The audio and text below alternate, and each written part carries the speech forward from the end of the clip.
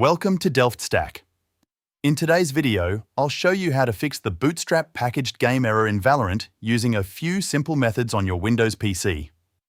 First, head down to the Windows search bar and type in Device Manager. Click on it to open it up.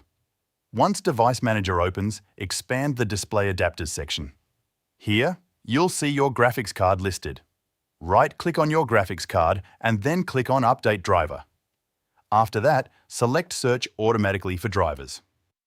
Windows will now check for the latest available driver updates. Make sure your device has the latest graphics drivers installed before moving on. Keeping your graphics card drivers fully updated is very important for Valorant to run correctly.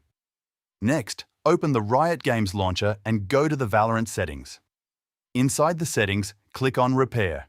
This will scan and repair any broken or missing Valorant files. Thanks for watching.